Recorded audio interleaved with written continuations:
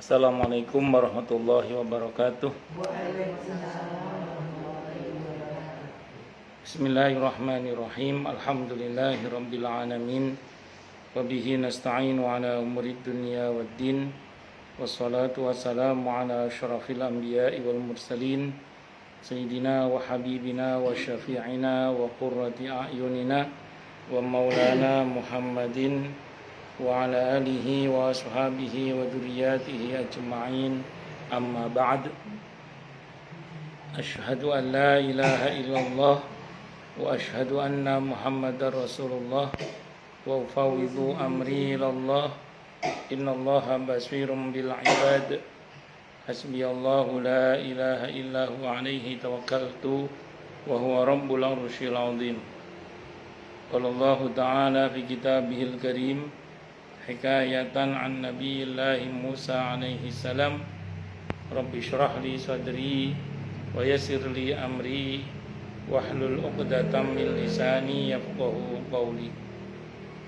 Para asatidzah, para ibu-ibu sekalian, hafidhani wa hafidhakumullah, wabil khusus sahibatul bait Ibu Arlina dan Ibu Surya, yang semoga beliau berdua beserta keluarga besarnya dan kita semua, semoga semuanya saja selalu dalam naungan rahmat, barokah, perlindungan serta bimbingan Allah Subhanahu wa taala. Amin Allahumma amin insyaallah.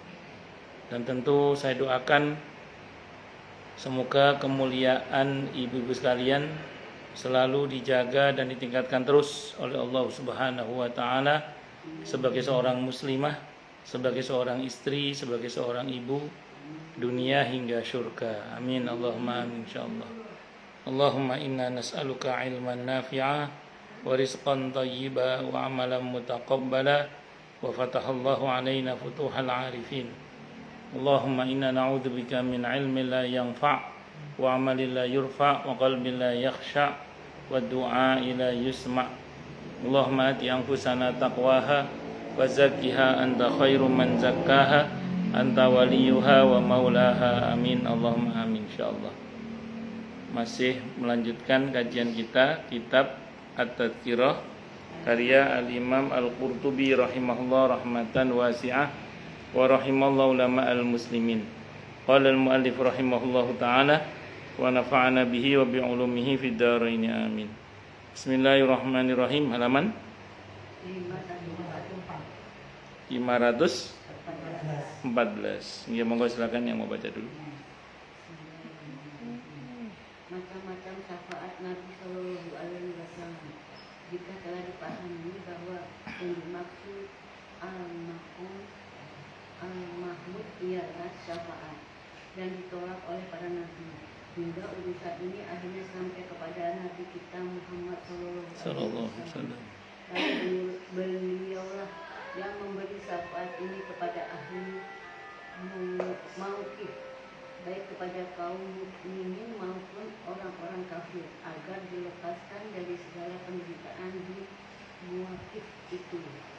Maka ketahuilah bahwa para ulama selanjutnya berselisih tentang syafaat beliau. Ada beberapa.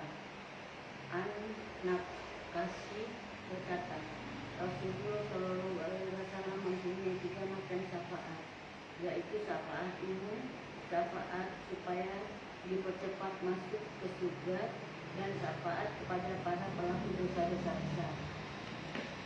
Sedang Ibnu Atiyah berkata dalam tafsirnya, yang terkenal hanya ada 2 macam syafaat, syafaat umum dan syafaat untuk mengeluarkan orang-orang yang berdosa dari neraka.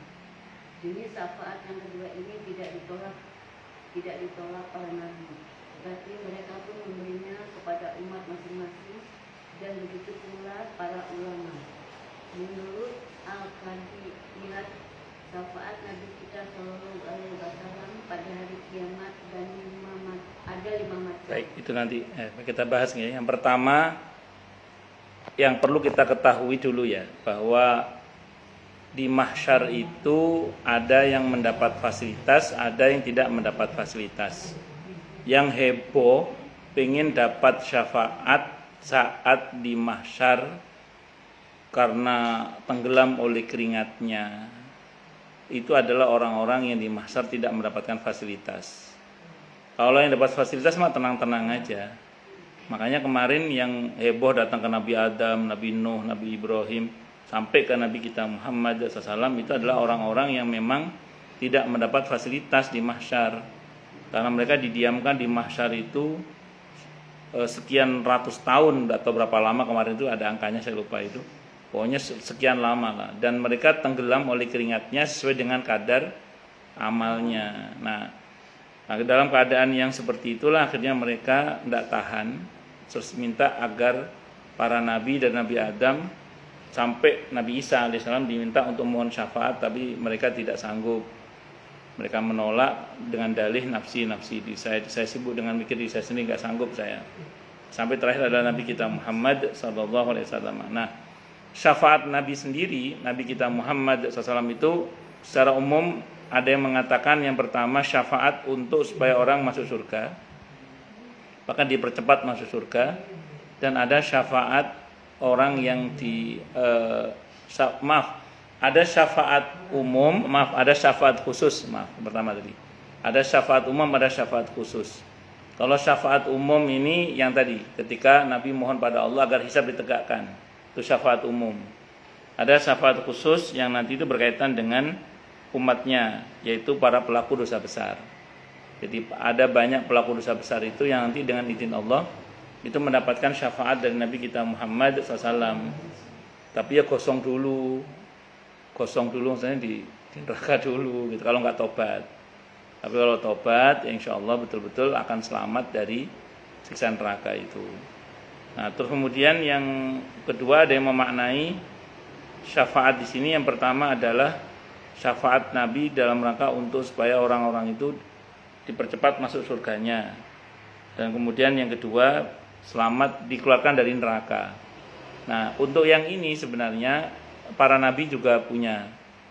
Semua nabi, tidak hanya Nabi kita Muhammad SAW, bahkan semua nabi pun diberi SK oleh Allah untuk menyelamatkan umatnya dari api neraka.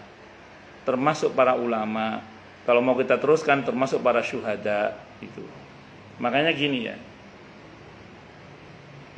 kalau orang solehnya itu solehnya seorang ulama dan solehnya para syuhada, itu ketika mereka masuk surga, mereka itu tidak mau.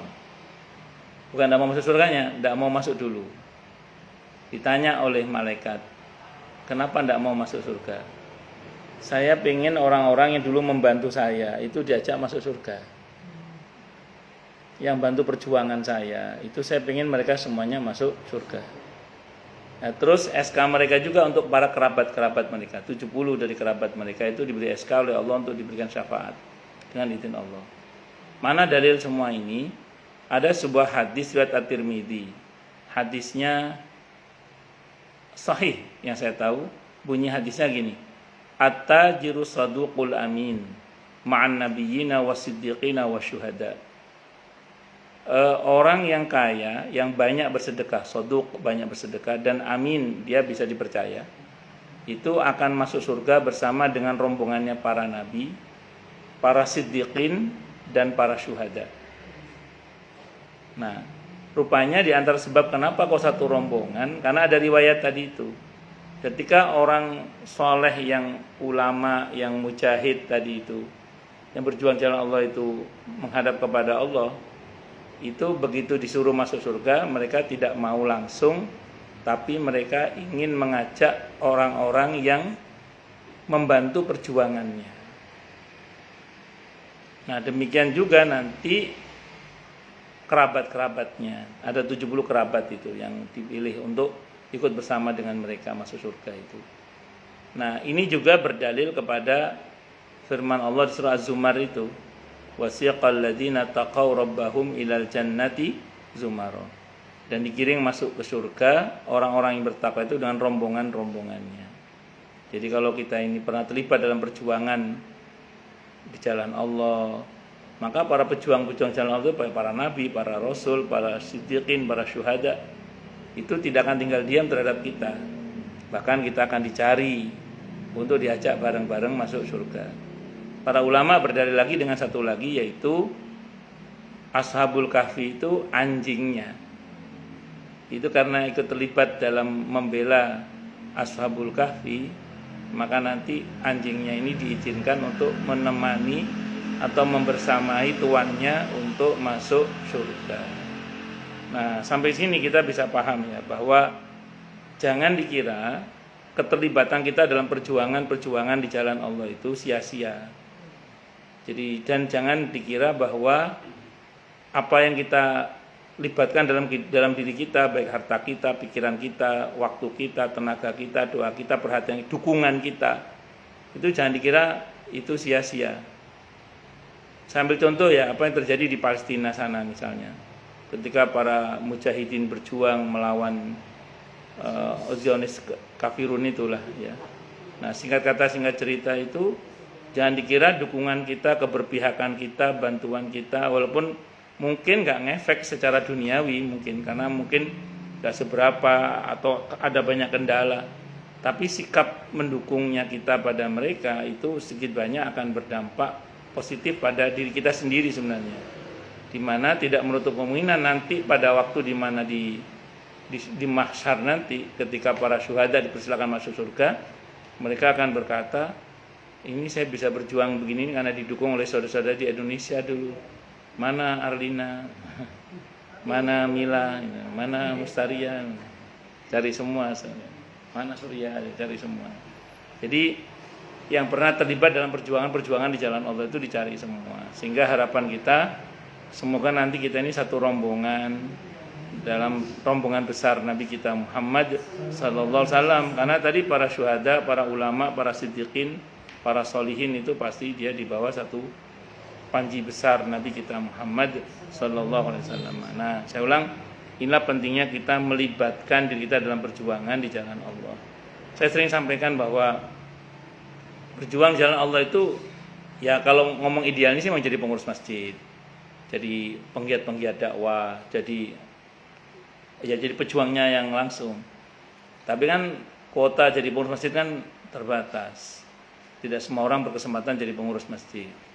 Nah, paling enggak ya jadi jamaah aktifnya lah, atau jadi donaturnya kalau punya kemampuan di bidang ekonomi, atau paling enggak itu kita ini ada sikap mendukung perjuangan yang di jalan Allah itu. Ya syukur-syukur kitanya sendiri terlibat di dalam perjuangan itu, di dalam menyebarluaskan sunnah Nabi kita Muhammad SAW, dalam menyebarluaskan Al-Quran misalnya, dan aneka ajaran-ajaran Nabi kita Muhammad sallallahu alaihi wasallam. Matan nggih. Itu di antara. Nah, berikutnya ini menurut Al-Qadiyat. Nggih, monggo silakan. Masih.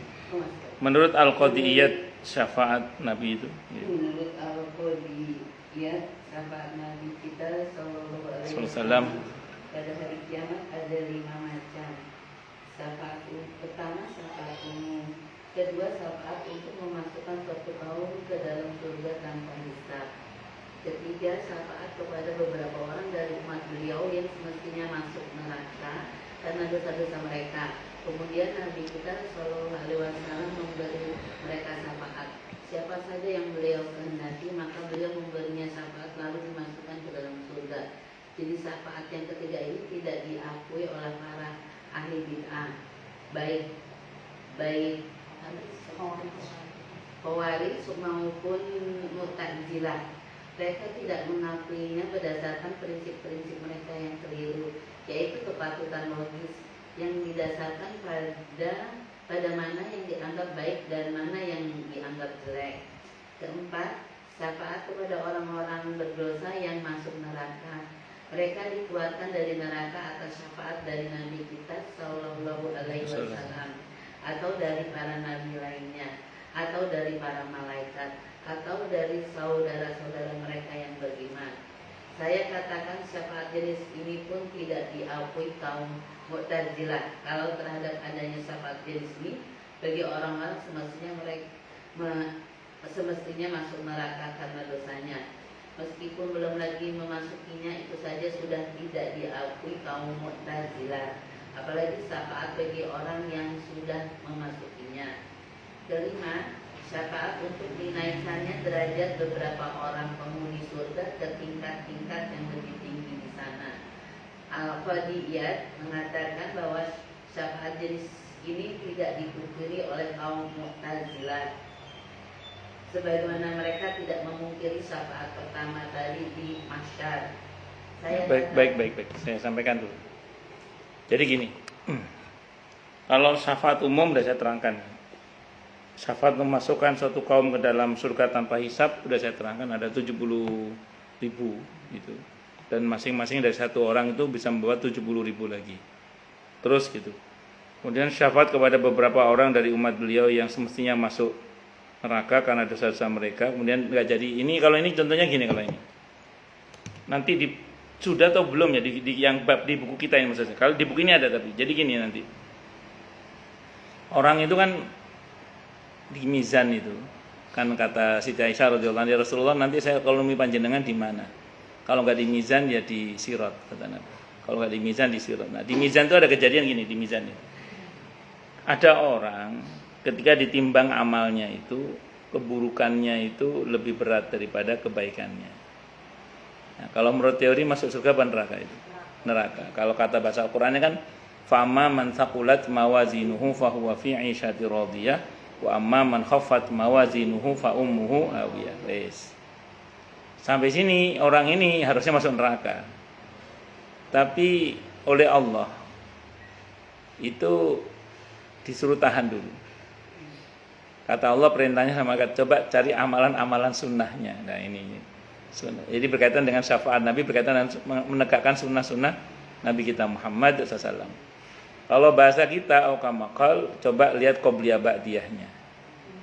Coba lihat saum Senin Khamisnya, ayamul bidnya, taswa asyuranya, arafahnya, apa selain yang pokok ya yang Ramadan.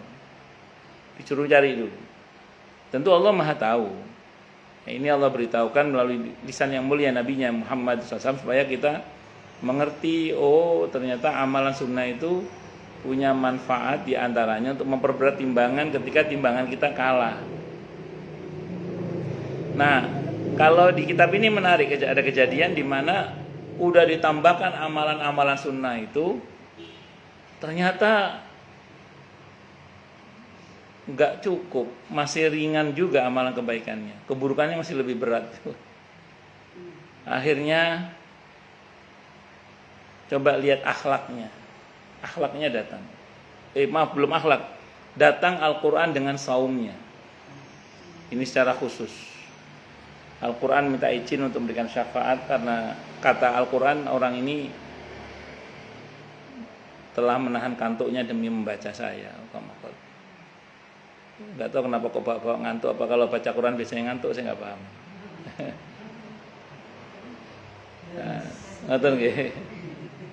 Nah, terus kemudian kata saum, dia telah menahan lapar dan dahaga karena Engkau ya Allah. Izinkan saya memberikan syafaat. Allah izinkan keduanya memberikan syafaat dengan izin Allah. Nah, dalam kitab ini diceritakan masih ada yang kalah. Sampai situ sudah ada yang menang sebenarnya. Yang pertama itu sudah ada yang menang. Ini anggaplah masih kalah ini. Maka didatangkanlah akhlak yang mulia. Sahih Bukhari, termasuk yang sangat berat di timbangan itu adalah al-akhlak al-karimah, budi pekerti yang baik. Didatangkan akhlaknya. Sampai sini ada yang menang udah. Tapi masih ada yang kalah juga. Terakhir ini, kalau punya ini pasti menang udah. Kalau punya tapi apa itu bitokoh? Apa bitokoh itu? Bitokoh itu kartu la ilaha illallah. Kalau punya ini pasti menang. Ulama itu beda pendapat dalam kitab ini dibahas. Bitoko kartu la ilaha illallah itu untuk siapa? Siapa yang punya kartu la ilaha illallah itu?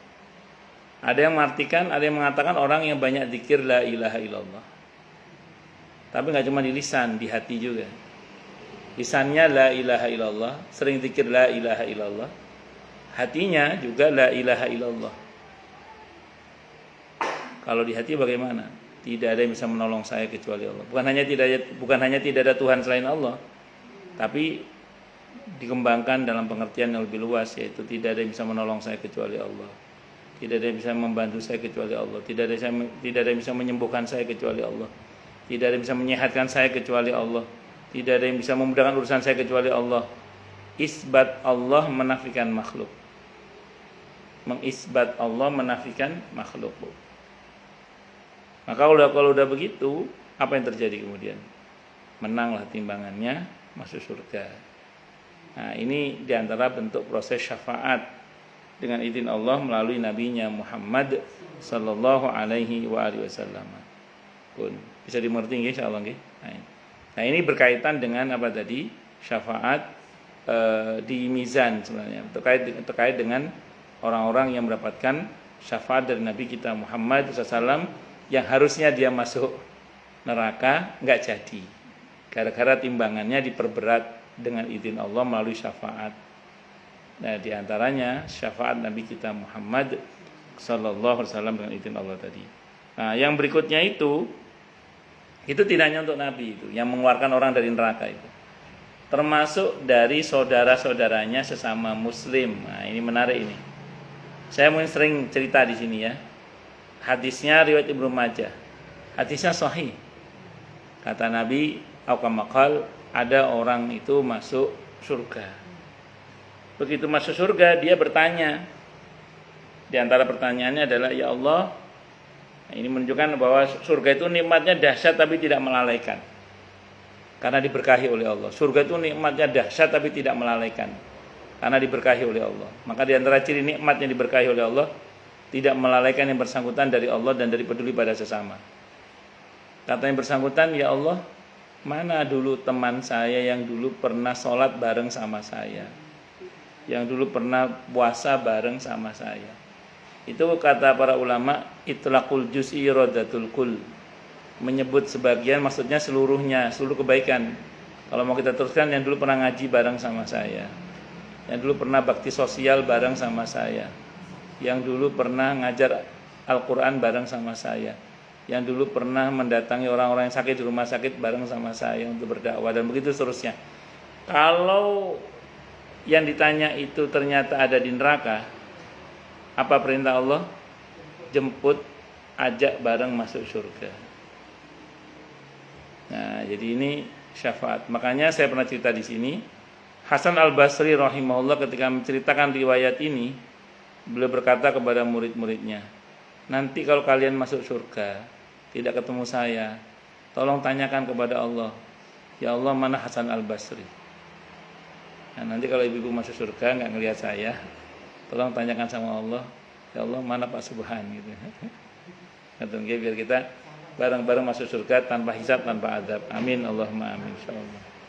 Nah, ini yang sering saya sampaikan di mana-mana juga ya, bahwa inilah pentingnya kita punya komunitas seperti ini, majelis taklim. Saya sering sampaikan di sini ya. Monggo lah punya komunitas arisan, kowes, jogging, tanopo, terserah. Ya, monggo lah, bank sampah, tanopo. Monggo silakan, enggak apa-apa. Yang penting mubah ya, yang penting mubah silakan. Kalau bapak-bapak punya komunitas mancing atau komunitas para seniman yang berpuisi, ya, monggo lah silakan. Tapi saya ulang, yang model kayak gini harus ada. Yang berbasis masjid itu harus ada, yang berbasis musola harus ada, yang berbasis majelis taklim kayak gini harus ada.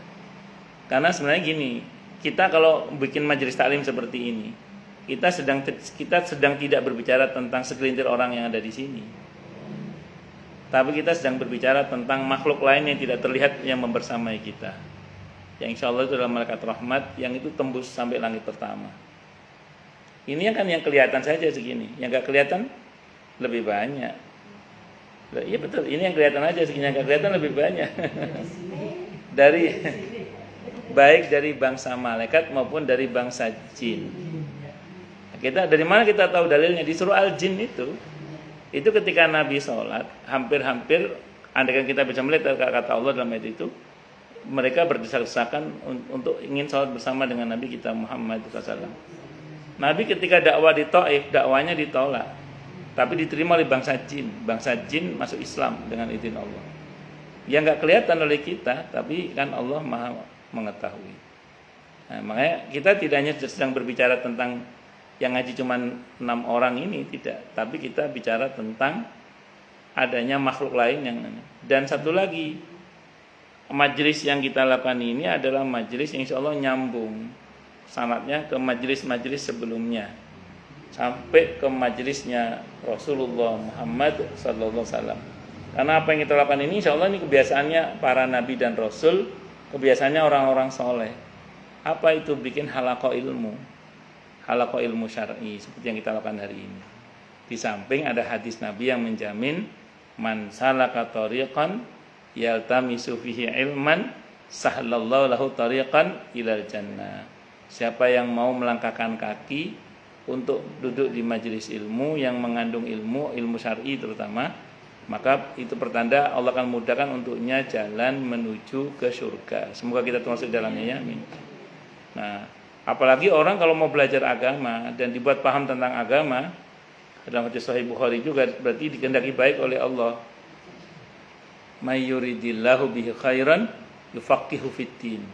Siapa yang dikehendaki baik oleh Allah, maka dia akan dipahamkan tentang agama ini. Kalau kita senang ngaji, senang hadir di majelis ilmu, nah itu pertanda insya Allah, dan semoga ya kita ini termasuk yang dikehendaki baik oleh Allah, mudah-mudahan. Amin Allahumma amin insyaallah. Ya. Apalagi ngajinya sedang sambil hujan. Nah, sambil berdoa. Sambil berdoa yang baik-baik ini. Ya, semoga segenap harapan baik kita segera Allah ijabah dengan mudah, dengan mulia, dengan bahagia, dengan tanpa susah payah. Amin Allahumma amin insyaallah. Kemudian mengenai yang kelima, syafaat untuk dinaikannya derajat beberapa orang penghuni surga ke tingkat yang lebih tinggi di sana. Ada beberapa orang itu yang dengan izin Allah dinaikkan derajatnya itu pertama karena bacaan Al-Qur'annya. Nah, sehingga bacaan, ada yang mengatakan itu hafal, tapi kalau saya baca teks hadisnya sih bukan hafal ya. Jadi gini, begitu ahli surga masuk surga, kata Allah, baca yang dulu kamu baca di dunia itu. Dan dia baca, selama dia baca dia naik terus di hadis itu kan. Dia berhenti di bacaan terakhir yang dia baca di dunia itu. Ya, jadi semakin sering baca Al-Qur'annya, semakin tinggi surganya. Amin. Itu satu. Yang kedua, kalau kita ini punya anak soleh yang surganya di VVIP, nah itu orang tuanya bisa ditarik naik ke atas. Dalam hadis yang sahih, saya lupa, kalau enggak Bukhari, Imam At-Tirmidzi rawinya, saya lupa itu. Ada seorang anak masuk surga.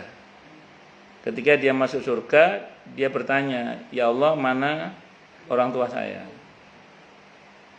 Alhamdulillahnya di dalam hadis itu orang tuanya enggak di neraka. Orang tuanya ada di surga tapi di kelas ekonomi. Kata anak itu, loh, saya masuk surga ini kan diantara sababiannya orang tua saya. Ya masa orang tua saya di kelas ekonomi, saya turun aja deh. Anaknya mau turun, kata malaikat, enggak usah. Biar orang tua Anda yang naik ke atas. Nah, jadi orang tuanya dinaikkan derajatnya gara-gara punya anak yang soleh itu. Ya, pokoknya gitulah. Itu seperti itu. Nah, makanya saya ulang sekali lagi, ini termasuk sababiyah seseorang itu nanti bisa mendapatkan surga yang tadinya di bawah jadi naik ke atas. Atau tadi punya teman yang tadi itu. Bisa dibawa oleh temannya juga itu dengan izin Allah. Kalau temannya termasuk teman-teman yang memang surganya tinggi dan begitu seterusnya. Wallahu a'lam bishawab. Singkat kata singkat cerita, itu bagian dari warna-warni syafaat. Kalau ini masih mending lah. Jadi syafaat dari surga ke surga, dari surga yang kelas bawah ke kelas tinggi. Ini masih lumayan lah kalau ini. Daripada yang tadi neraka ke surga itu aja juga masih lumayan, teman. Ke nerakanya mudah-mudahan enggak usah lah. Semoga untuk kita ini Allah masukkan kita dalam surganya tanpa hisab, tanpa azab. Oh, ada kaca. Betul. Enggak ada kaca, makanya kok ada suara akrab hujan.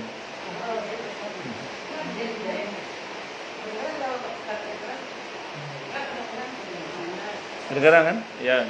Betul saya. Kok ada suara? Oh ternyata ada. Oh. Nggih, nggih. Betul masih kedengaran kan? Kedengaran. Monggo lanjut silakan siapa yang baca?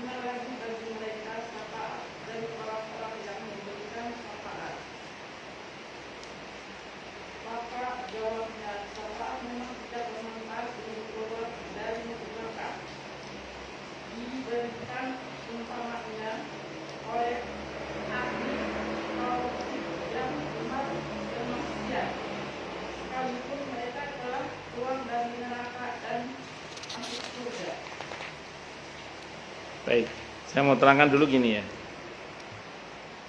Jadi ada model syafaat yang ke-6 untuk paman beliau yaitu Abu Thalib. Karena kita tahu Abu Thalib ini banyak membantu perjuangan Nabi kita Muhammad sallallahu alaihi wasallam. Sehingga karenanya kemudian Nabi sedih ketika beliau wafat dalam keadaan belum membawa iman. Nah, karena itu kemudian Nabi ingin memberikan syafaat kepada beliau. Cuman karena sudah menjadi ketentuan Allah bahwa orang kafir itu di neraka, maka beliau tetap di neraka, tapi harapannya adalah di neraka yang paling dangkal. Yang paling dangkal saja otaknya mendidih. Ya wallahu a'lam bishawab. Ini pernyataan Imam Al-Qurtubi didasarkan kepada hadis Sahih Muslim menurut beliau di catatan kaki di Sahih Bukhari. Itu seperti itu. Nah, terus kemudian yang berikutnya itu berkenaan dengan ada yang mengatakan bahwa tidak ada gunanya lagi syafaat orang-orang yang memberikan syafaat. Begini ya sebenarnya. Memang Allah lah pemilik syafaat keseluruhannya. Manusia selain Allah nggak bisa memberikan syafaat sih memang. Tapi Allah menyatakan dalam ayat kursi itu, man dalladzi yashfa'u indahu illa bi'idznih. Nah, jadi tidak ada yang bisa memberikan syafaat kecuali dengan izin Allah. Nah, berarti kesimpulannya apa? Oh, bisa selain Allah memberikan syafaat tapi dengan izin Allah. Termasuk Nabi kita Muhammad sallallahu alaihi wasallam itu tidak bisa kecuali dipisahkan oleh Allah. Tidak mampu kecuali dimampukan oleh Allah. Maka semua syafaat itu hakikatnya dengan izin Allah. Bisa dimengerti ya? Nah, itu maknanya itu. Makanya kita tetap meyakini adanya syafaat. Tapi saya ulang, semua itu dengan izin Allah. Bisa dimengerti ya? Monggo lanjut silakan.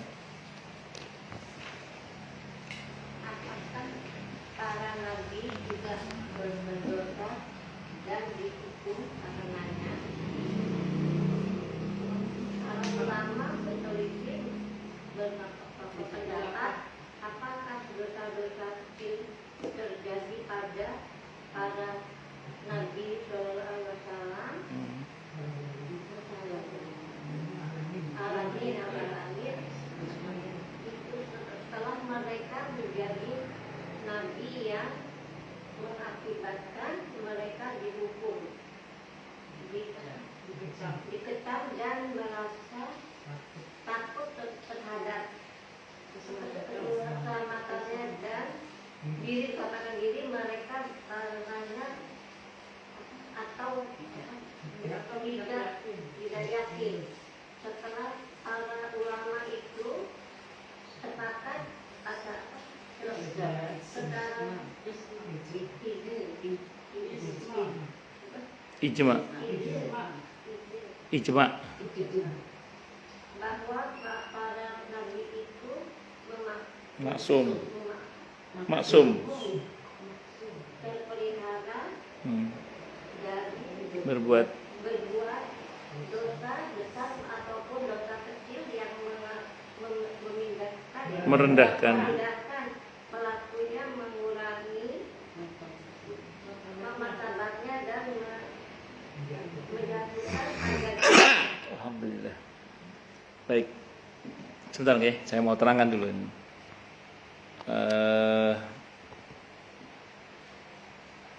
Secara prinsip itu kalau Nabi itu maksum sebenarnya, maksum itu bebas dari dosa, tapi tidak bebas dari salah. Nah, saya mau terangkan dulu.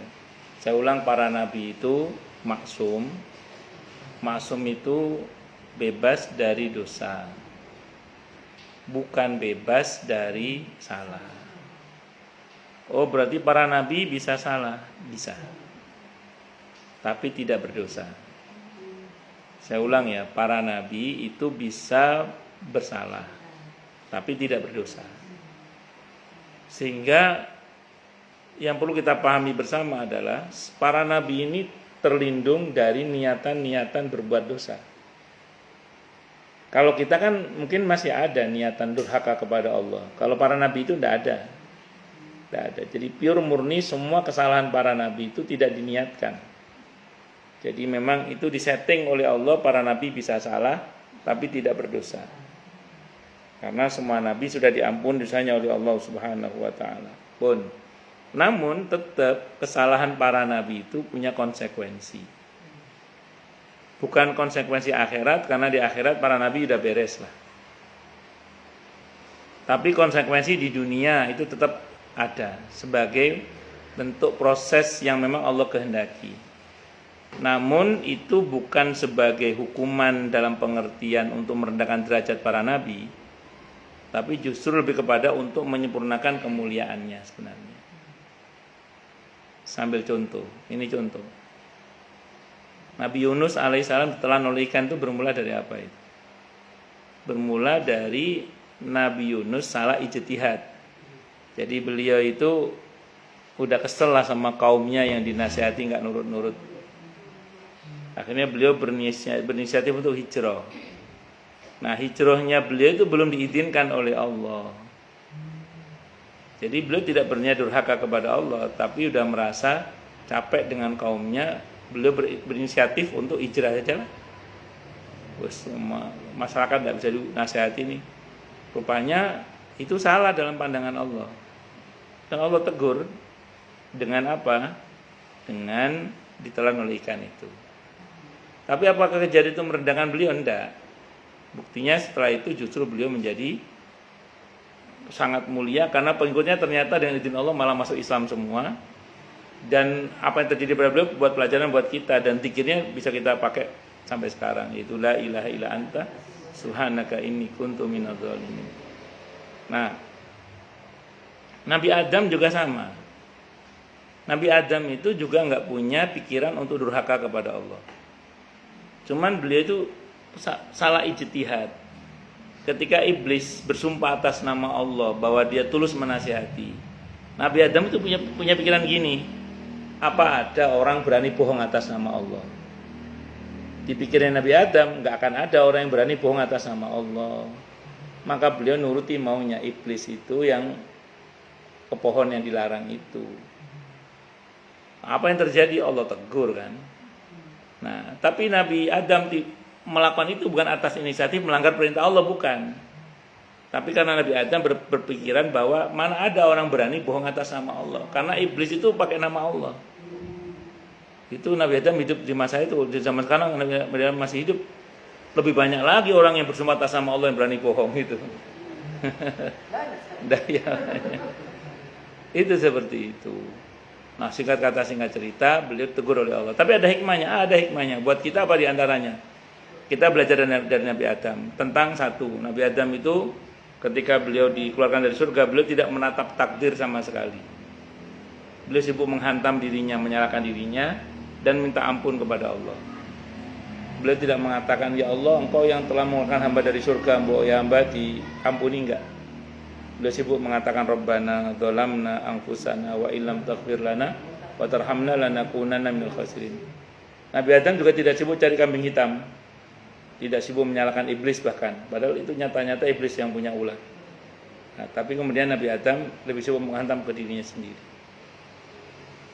Nah, dari situ kita belajar, oh ternyata orang itu kalau sibuk fokus pada kesalahan diri sendiri, memperbaiki diri sendiri, berusaha minta ampun pada Allah, itu lebih baik daripada kita sibuk menyalahkan takdir, menyalahkan orang lain. Mending kita menghantam, ya Allah ini salah hamba, ampuni hamba ya. Ini salah hamba, ampuni hamba ya. Ya kita ada sejauh-jauh lah. Maaf ya, misalnya ada suami Mbak Lelo atau istri Mbak Lelo. Kalau saya sebagai suami yang seperti Nabi Adam harusnya kan, ya Allah, bagaimana juga ini salah hamba, ampuni hamba ya, atau ampuni juga istri hamba misalnya.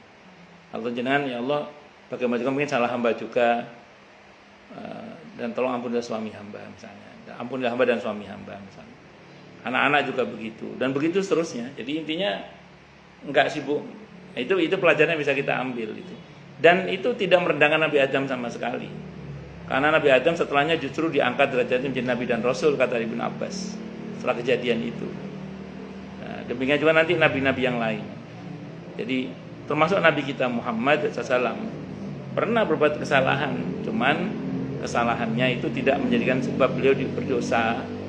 Dan para Nabi itu harus pernah salah supaya tidak dituhankan. Jadi harus pernah salah supaya tidak dituhankan. Itu para Nabi itu. Dan saya ulang tadi ya, para nabi itu maksum, terhindar dari dosa, tapi tidak terhindar dari salah. Nah, kesalahannya para nabi itu nggak sama dengan kita. Kalau kita kan salah memang niat salah. Kalau para nabi itu kadang bukan karena niat salah ijtihad itu aja. Dalam benaknya, pikirannya lurus, sudah benar itu, tapi ternyata itu salah dalam pandangan Allah. Sehingga ada istilah gini Bu, ini istilah ya, hasanatul abror, sayyiatul muqarrabin.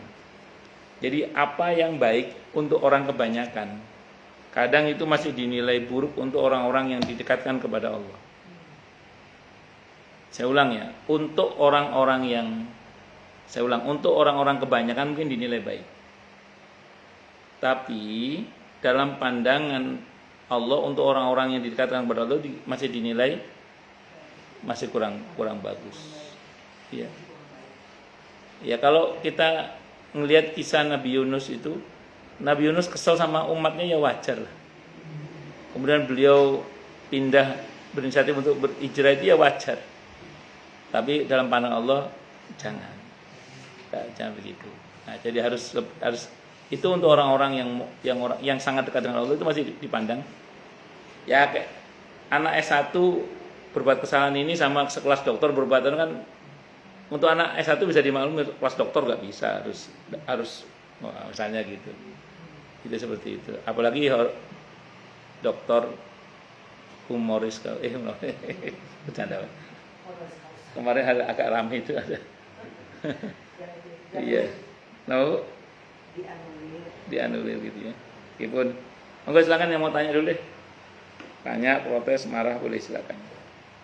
Itulah jual beli gelar doktor itu maksudnya. Iya, sempat ramai itu ya.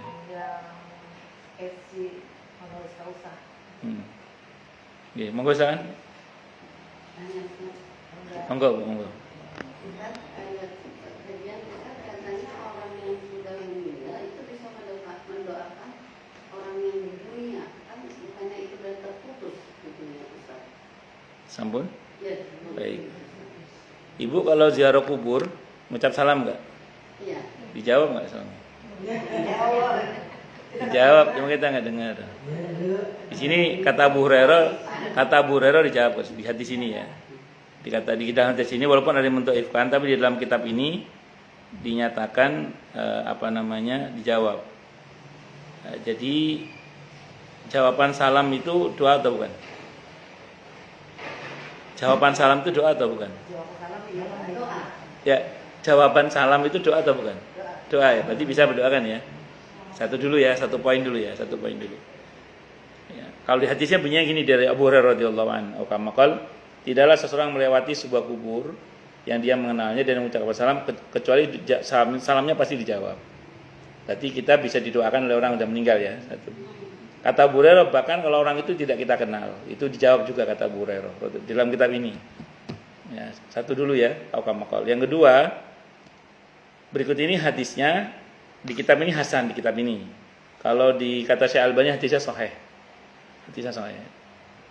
Di antaranya ada dalam kitab Az-Zuhud Ibnu Mubarak. Jadi kalau ada orang meninggal dunia min ahli rahmah, itu nanti disambut oleh keluarganya di alam barzah. Ditanyalah bagaimana kabarnya Arlina, bagaimana kabarnya Surya, ditanya. Kalau dikabarkan baik, oh ya sekarang Bu Arlina, Surya sekarang dikabarkan baik, maka keluarganya senang. Sambil berkata, ya Allah ini adalah nikmat-Mu, tolong sempurnakanlah nikmat-Mu untuk anakku ini atau siapalah itu, didoakan. Tapi kalau dikabarkan anaknya dablek, anakmu sekarang nggak kena ya, misalnya gitu ya, maka orang tuanya sedih, terus didoakan, ya Allah bimbinglah dia untuk bertaubat. Ya Allah bimbingkanlah, kembalikan dia kepadamu, bimbingkanlah dia untuk bertobat. Nah, berarti gini Bu, ini rumus Bu ya. Hadis Sahih Muslim yang mengatakan idza mata ibnu Adam in qata amaluhu ila min salasin. Apabila anak Adam mati, terputus amalnya kecuali 3. Maksudnya apa? Yang bersangkutan tidak bisa beramal yang bermanfaat untuk dirinya. Orang yang sudah mati itu tidak bisa berbuat sesuatu yang bermanfaat untuk dirinya, tidak bisa. Tapi dengan izin Allah, kalau merujuk pada hadis-hadis tadi itu, orang yang sudah mati itu bisa berbuat baik yang bermanfaat untuk orang lain, tapi tidak untuk dirinya, tapi untuk orang lain. Ibu saya tunjukkan dalilnya yang sahih yang lain ya. Tadi kan sahih hadisnya atau hasan. Hadisnya ini hadisnya Bukhari Muslim hadisnya. Ketika Nabi Mi'raj, Nabi ketemu sama Nabi Musa alaihissalam. Dalam satu riwayat di langit ke-6, di riwayat yang lain di langit ke-7. Nabi dapat perintah salat berapa waktu? 50 waktu. Yang usul supaya dikurangi siapa? Nabi Musa alaihissalam. Nabi Musa itu masih hidup atau sudah wafat? Beliau sudah menghadap kepada Allah ya. Kata Nabi Musa, wahai Muhammad, wahai Muhammad, minta keringanan sama Tuhanmu Allah. Umatmu tidak kuat. Nabi minta keringanan, dipotong 25 sampai tinggal 5 itu ya. Begitu tinggal 5, apa kata Nabi Musa? Muhammad kembali sama Tuhanmu, minta dikurangi. Sampai dalam hadisnya saya baca itu, Nabi Musa mengatakan, saya ini udah pengalaman jadi Nabi. Saya ini udah pengalaman jadi Nabi, wis gak kuat umatmu itu. Kata Nabi kita Muhammad SAW, saya malu sama Allah. Wis cukup. Nah, saya mau tanya, dengan izin Allah yang berjasa kita umat Islam yang tadinya kena 50 waktu jadi 5 waktu, itu yang berjasa siapa situ? Padahal Nabi Musa sudah meninggal. Ini bukan kata saya, kata Syekh Mutawalli Asy'arawi. Ini dalil yang sahih tentang betapa orang yang sudah meninggal sekalipun itu masih bisa berbuat yang bermanfaat bagi orang lain yang masih hidup dengan izin Allah. Ini dalil yang sahihnya. Maka hadis ini enggak dipertentangkan oleh para ulama. Jadi hadis Sahih Muslim itu betul sahih memang. Orang yang sudah meninggal itu sudah terputus, nggak bisa berbuat sesuatu yang bermanfaat untuk dirinya, nggak bisa dia. Tapi dia bisa bermanfaat bagi orang lain. Makanya kita kalau ziarah kubur, kita mengucap salam itu bukan hal yang sia-sia. Kalau sia-sia Nabi tidak akan mengajarkan. Dan bukankah kalau kita ziarah kubur kita disuruh seperti datang ke orang yang masih hidup? Itu akhlaknya. Jangan dikira kalau kita datang Pak, Bu, Abah, Umi misalnya, Assalamualaikum, Assalamualaikum, jangan dikira nggak dibalas itu. Bahwa nanti di sini ada diskusi perdebatan, oke lah, biasa itu. Tapi ya, kalau di kitab ini ya, karena ibu nanya, kita ngaji kita, jawabannya tadi itu yang saya sampaikan tadi itu, di antara hujah-hujah para ulama tentang yang ibu tanyakan tadi, jawabannya ada di situ tadi. Wallahu a'lam bishawab. Ngoten nggih? Saya sampai berpikir Ustaz, karena aku punya anak yang meninggal masih suci ya. Iya. Sempurna doain mama dong gitu, sampai berpikir gitu Ustaz. Monggo mau. Yang penting tapi tetap mintanya sama Allah ya. Iya, sama Allah. Kalau tadi hanya ngobrol aja. Iya, sama. Hanya ngobrol aja. Minta sama Allah. Ya, kalau ngobrol seperti yang Ibu bilang tadi itu ada dalam kitab Al-Bidayah wan Nihayah karya Ibnu Katsir. Jadi ada dalam kitab Fathul Bari Syarah Sahih Bukhari juga. Hadisnya jayyid. Jayyid itu di atas hasan di bawah sahih. Ada seorang sahabat Nabi namanya sahabat Bilal ibn Haris Al-Muzani radhiyallahu an. Suatu saat beliau ini ziarah ke makam Nabi kita Muhammad SAW. Saat itu sedang terjadi musim kemarau. Kalau saya nggak salah 3 tahun tidak turun hujan. Nah sahabat ini di Raudhah itu berdoa. Doanya gini, ngobrol sama Nabi di Raudhah itu. Ngobrolnya gini, istasqillaha li ummatik fa innahum qad halaku. Ya Rasulullah, ya dimintakan hujan buat umatmu kepada Allah. Ya dimintakan kepada Allah untuk umatmu hujan. Mereka sedang binasa. Jadi bukan minta hujan pada Rasulullah loh ya, bukan. Tapi bilang ya Rasulullah, bukan dimintakan hujan buat umatmu. Kalimatnya begitu. Terus selang berapa lama sahabat ini pulang. Dalam perjalanan pulang beliau tidur, mimpi ketemu Rasulullah Muhammad SAW. Dalam hadis Sahih Bukhari, orang mimpi ketemu Nabi itu asli Nabi, karena setan tidak bisa menyerupai beliau. Nabi dalam mimpi sahabat ini bilang, sampaikan salamku ke Umar agar salat istisqa. Gak sampai 3 hari turun hujan. Qaddarallah, orang ini begitu terbangun segera bergegas menghadap ke Sayyidina Umar radhiyallahu an, menceritakan perbuatannya itu dan mimpinya itu. Maka Sayyidina Umar segera melakukan salat istisqa. Pas berdoa pegang tangannya sahabat Abbas itu, belum turun tangan terus turun hujan itu. Nah, jadi kalau kalimatnya begitu boleh, tidak apa-apa. Yang penting jangan minta sama makhluk, tetap mintanya sama Allah. Tapi kalau kayak ngobrol gitu boleh, tidak ada masalah. Ibu kalau baca Tarikh Ibnu Hisham, ketika Nabi dimakan Siti Khadijah radhiyallahu anha itu Nabi kayak orang ngobrol. Sadaqti Khadijah. Bener Khadijah, kamu dulu ngomong gini, sekarang begini. Dulu kamu gini, gitu. Nah, iya gitu. Itu ya Bu ya. Allah a'lam bishawab. Enggak yang lain silakan. Ustaz, ini mungkin agak apa? Saya nggak tahu ya. Ini kan pemikiran manusia ya Ustaz. Iya. Tadi kan bacaan Al-Quran di dunia itu kan akan sampai kan derajatnya. Iya. Cuma gini, kadang kita insya Allah hafal gitu kan, cuma sudah di tengah-tengah ayat apa yang semuanya lupa, terus ada yang ngetik lagi baru nyambung lagi, itu gimana? Sebentar, Ibu sedang murojaah hafalannya ini ceritanya. Iya, misalkan. Ya, terus di tengah-tengah itu Kan ada loss, ada lupa gitu. Terus Diingetin, ini sambungannya ini loh, alladzi kayak itu, oh ya boleh lagi adi atau gitu. Nah, itu kan kalau nanti di akhirat kalau misalkan ditanya hafalannya misalkan, tapi Yeah. jangan pikir itu gimana. ya insya Allah tetap naik lah. Ya tetap. Kalaupun ada skorsing sebentar, naik lagi.